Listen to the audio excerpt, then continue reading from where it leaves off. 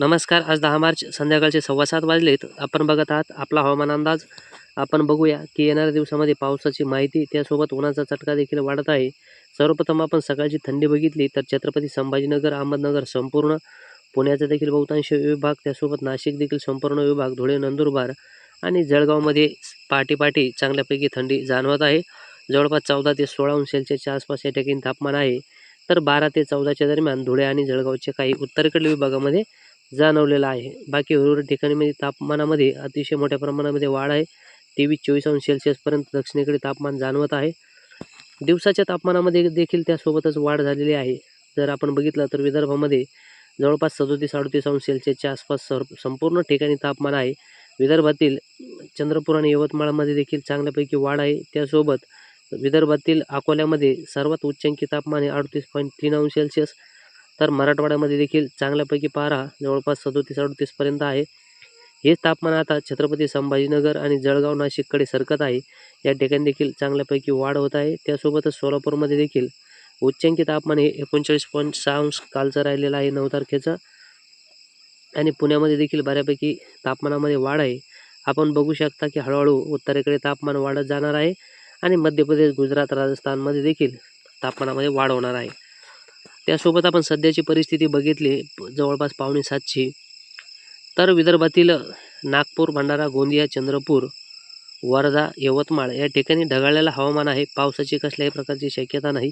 त्यासोबत मराठवाड्यामध्ये खास करून, विशेष करून मराठवाड्यामध्ये दक्षिणेकडील विभाग जो धाराशिव, लातूर, बीड, परभणी, हिंगोली, नांदेड या ठिकाणी चांगल्यापैकी ढग एकवटलेले आहेत. जणू काय पाऊस येतो की काय, अशा प्रकारची स्थिती या ठिकाणी शेतकऱ्यांना जाणवत असेल. परंतु पावसाची काही शक्यता नाही. क्वचित कुठे हलके थेंब पडले तर पडतील. त्यामध्येही परभणी, बीड आणि जवळपास लातूरच्या या जिल्ह्यामध्ये 3 जिल्ह्यामध्ये शक्यता आहे. एखाद्या ठिकाणी थोडेसे हलके थेंब पडतील. या व्यतिरिक्त जास्त पावसाची काही शक्यता नाही. सोलापूरमध्ये देखील ढगाळलेलं हवामान आहे आणि सांगलीमध्ये देखील काहीसे ढग दिसत आहेत. या व्यतिरिक्त बाहेरील क्षेत्रामध्ये देखील उंचावरील बाष्प दिसत असेल. येणाऱ्या दिवसामध्ये नक्कीच पावसाची शक्यता ही मराठवाड्यामध्ये आहे. त्यासोबत विदर्भामध्ये देखील राहणार आहे.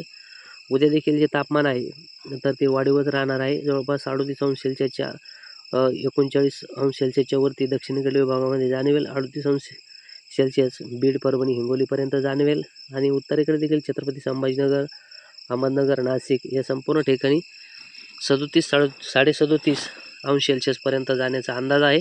आज देखील चांगल्यापैकी उन्हाचा चटका होता 37-38. उद्या त्यापेक्षा थोडंफार अर्धा अंश सेल्सिअसची वाढ होण्याची शक्यता आहे. विदर्भामध्ये देखील आता पारा 38 अंश सेल्सिअस पार करून 40 अंश सेल्सिअसकडे जाण्यासाठी परिस्थिती अनुकूल आहे. आणि सर्वात महत्त्वाची गोष्ट म्हणजे पावसा संदर्भात जर आपण बघितलं तर मराठवाड्यामध्ये देखील पावसाचा अंदाज आहे. या अगोदर आपण देखील अंदाज दिलेलाच आहे की लातूर, बीड, परभणी, जालना, छत्रपती संभाजीनगर या ठिकाणी पावसाचा अंदाज आहे. त्यासोबत विदर्भामध्ये देखील खास करून पूर्वेकडील विभागामध्ये अंदाज असणार आहे. परंतु मराठवाड्यामध्ये जे असेल तर 17, 18, 19 तारखेला पावसाचा अंदाज आहे. त्यामुळे या विभागातील शेतकऱ्यांनी जे असेल तर आपलं गव्हासारखं पीक जे आहे तर ते काढणीसाठी असेल, हरभरा आणि इतर जे पिकं असतील तर याची काढणी करून घ्यावी, कारण की या ठिकाणी पावसाची शक्यता आहे. आणि पश्चिम विदर्भामध्ये देखील आपण कालच अंदाज दिलेला आहे की पावसाचा अंदाज आहे.